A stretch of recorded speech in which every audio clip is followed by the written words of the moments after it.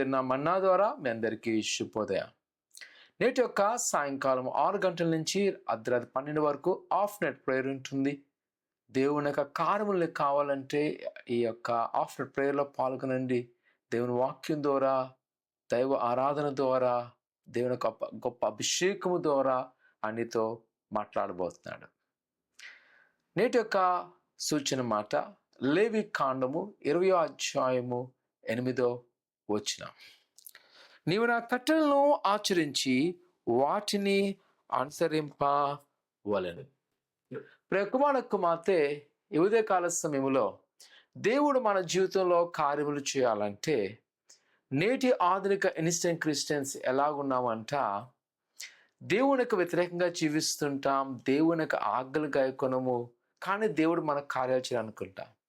కానీ లేవి కాండములో ఆనాటి ఇజ్రాయెల్ ప్రజలు వారు వాగ్దాన దేశం వెళ్తున్నప్పుడు ప్రభు వారు చెప్పిన మాట అంట, మీరు దీవించబడాలి అంటే, నీ జీవితము ఆశీర్వించబడాలి, నువ్వు ఫలించబడాలి, అభివృద్ధి చెందాలి నువ్వు అనుకున్నట్లయితే మీరు ఖచ్చితంగా నా మాటలను ఆచరించాలి, నా కట్టలను మీరు అనుసరించాలి.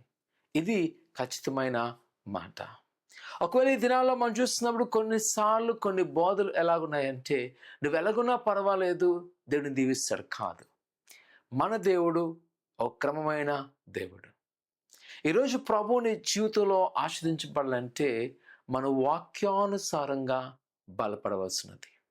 వాక్యం ప్రకారం మనం జీవించినట్లయితే, ఆయన ఆజ్ఞలు కానీ వెంబడించినట్లయితే, ఆయన మనకు ఎలాగైతే సూచిస్తున్నాడో ఆ సూచన ప్రకారంగాను ప్రయాణం చేస్తున్నట్లయితే కుమార కుమార్తె ప్రభువుని పట్ల గొప్ప కార్యం చేయబోతున్నాడు.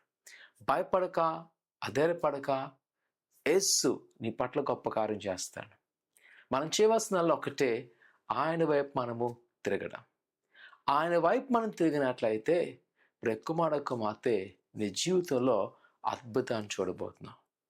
ఈ ఉదయకాల సమయంలో భయపడక, నీకున్న సమస్యలను చూసి ఈరోజు చాలా నువ్వు బెంబేలుతున్నావేమో, ఆందోళన చెందక, ఎదుగో ప్రభువు నీ పట్ల గొప్ప కార్యం చేయబోతున్నాడు.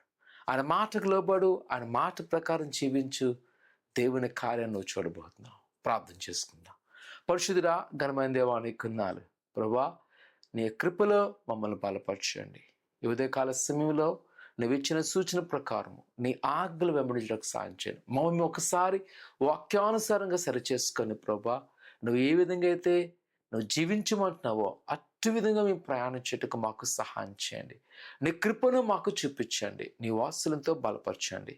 అయినా నీ బిడ్డలు ఎవరైతే అపాయకర పరిస్థితిలో ఉన్నారో, అయినా వారు చాలా ఆందోళనగా ఉన్నారో, వారిని మీరు ముట్టండి, స్వస్థపరచండి, ధైర్యపరచండి. అనేక సాయంకాలం 6 గంటలు జరిగే అండ్ ఆఫ్టర్ ప్రేయర్లో ప్రభా పాల్గొని ప్రతి వారిని నీ దైవవాక్యంతో మాట్లాడిన ఆయన వారికి ప్రతి ఆశను నెరవేర్చండి. నీ అద్భుతమైన కార్యాలు వారిని నడిపించమని నమ్మడుతున్నాం తండ్రి, ఆమేన్. ఆయన నమ్మకం అడగండి, ప్రభు ఖచ్చితంగా నీ పట్ల గొప్ప కార్యం చేయను గాక, ఆమేన్.